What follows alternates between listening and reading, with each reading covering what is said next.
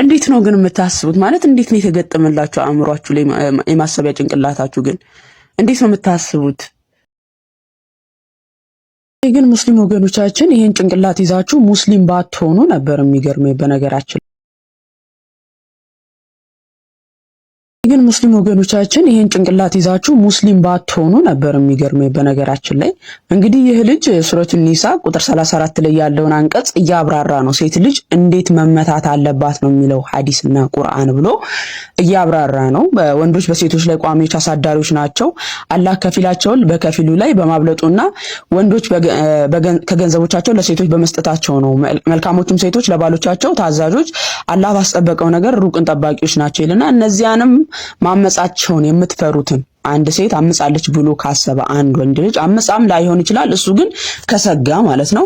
ማመጻቸውንም የምትፈሩትን ገስጿቸው፣ በመኝታዎችም ተለዩዋቸው፣ ሳካ ሳታደርሱ ምቷቸው ይላል እና ምቷቸው የሚለውን ኡስታዙ እንዴት አብራራ ላሳያችሁ እስቲ። የሚለውን በመፋቂያ ነው መመታት ያለባቸው። ኦኬ ሀቢቢ ምናልባት ቅርብ ቦታ ካለ መፋቂያ መፋቂያ ቁመቱ ይሄ ነው። ኦኬ ምናልባት እስቲ በጣት ይልከው ወይ ደግሞ እቺ ነው የምታክለው መታየት ነው። በጥርሷን መፋቂያ ወጣና በዚች ነው ሙት የተባለው አለ። እኔ ማለት ፈጣሪ ሆይ ጥርስ ናት እየፋካት ነው እንዴ ሚስትን በጥርስ መፋቂያ የምትመታት? አሁን ይህንን ማብራሪያ እንዴት ብለህ ተቀበል አንተ? ኒኮ በጣም ነው የሚገርመኝ። ግን እኔ ካስተምሮታችሁ ላሳያችሁ። እንግዲህ ሰሒህ ቡኻሪ 5825 ላይ ኢክሪማ የዘገበው ሐዲስ ነው። ሪፋ ሚስቱን ከፈታ በኋላ አብዱረህማን አገባት። ሪፋ ሚስቱን ከፈታ በኋላ ያቺ የፈታት ሚስቱ ማንን አገባች? አብዱረህማን የሚባልን አገባች እና ያቺም ሴት አረንጓዴ ልብስ ለብሳ በመምጣት በድብደባ ምክንያት የደረሰባትን አረንጓዴ ምልክት ለአይሻ ሳይቻት ሪፋን ፈታ አብዱረህማን አግብታ አብዱረህማን ቅጥቅጥ አርጓት መጣች ለአይሻ ማለት ነው። መጣች ወደ ነብዩ ጋር። ከዛን አይሻ አየቻት።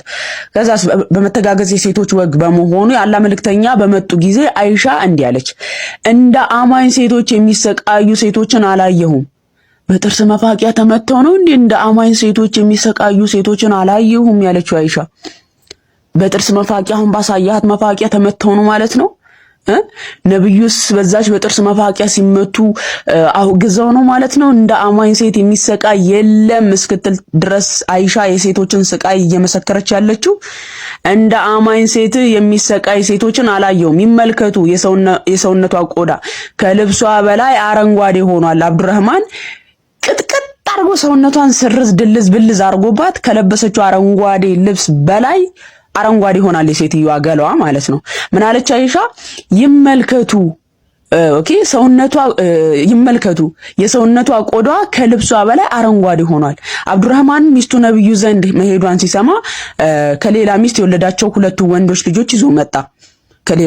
ከሌላ ሚስት የወለዳቸው ሁለት ወንዶች ልጆች ነበራቸው ማለት ነው። ሴቲቷ በአላህ እምላለሁ እኔ ምንም አልበደልኩትም፣ ነገር ግን እርሱ መውለድ የማይችል ወንድ ነው። ከዚያም የልብሷን ጫፍ በመያዝ እርሱ ልክ እንደዚህ ለኔ ጥቅመ ቢስ ነው ማለት ምናምን አለች። በቃ ከዚህ በኋላ እናንተ አንብቡት እንግዲህ እናንተ መጽሐፍ የዚህን ያህል ነው የሚያሳፍርን ለማንበብ እንኳን ማለት ነው። እቺ ሴት እንግዲህ ዋናው ፖይንት ምንድነው? ተደብድባ ሊያውም የተደበደበችው ከለበሰችው አረንጓዴ ልብስ በላይ ተደብድባ መታ መሐመድ ምን ቢል ጥሩ ነው?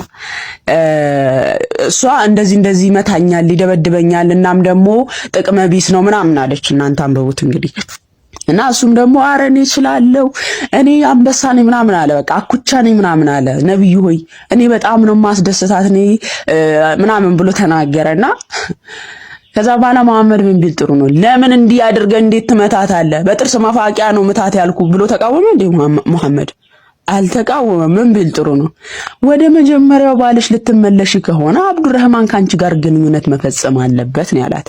የትኛው ነብይህ ነው እንዴት ሴት ልጅ በዚህ ያህል ትደበድባለህ?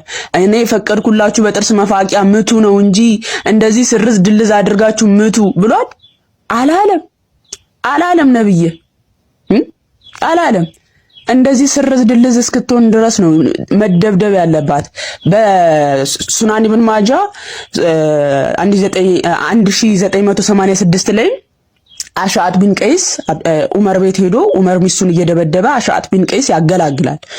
ያውላችሁ እንደምትመለከቱት አሻአት ቢን ቀይስ እንዲህ አለ፣ እኔ የዑመር ቤት እንግዳ ነበርኩና አንድ ቀን ሌሊት ነበርና በኩለ ሌሊት ሚስቱን መታማ ዑመር ማለት ነው። እና ለለያያቸው ወደ መኝታቸው በሄድኩ ጊዜ እንዲህ አለኝ፣ አሻአት ሆይ ከአላህ መልእክተኛ የሰማሁትን አንድ ነገር ከኔ ተማር። አንድ ሰው ሚስቱን ለምን ይመታታል ተብሎ አይጠየቅ። ኦኬ ምን አለ አሻአት እንግዲህ እንግዳ ሆኖ ዑመር ቤት ሲሄድ ዑመር ሚስቱን እየደበደበ ነው። ከዛና አሻአት እንግዳ እንደመሆኑም ለምን ትመታለህ ብሎ ሊያገላግል ሲገባ ዑመር ምን አለው? ዑመር ማለት የሙሐመድ መልእክተኛ ማለት ነው። ምን አለ ዑመር? እኔ ከአላህ መልእክተኛ የተማርኩትን ያዝ፣ አንድ ነገር ያዝ። ምንድነው እሱ? ሚስትህን መተህ ለምን እንደመታህ እንኳን መጠየቅ የለብህም። ይሄን የተማርኩት ከማን ነው አለ?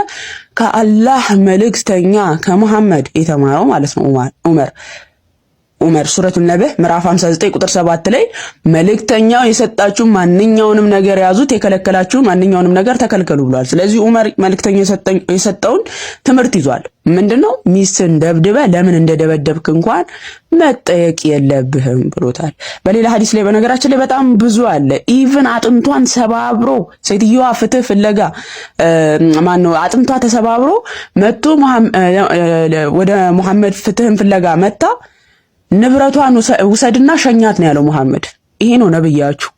እንግዲህ በጥርስ መፋቂያ ምታ ነው ያለው ነብይ፣ ምቱ ነው ያለው ነብያችን እያላችሁ እንደው ምን አይነት አእምሮ እንዳላችሁ አላውቅም። በጌታ ስም አንተ በሱ ጥርስ መፋቂያ አሁን እንዴት ነው የምትመታት ሚስትህን? ምን ጥርስ ናት የምትፍቃት?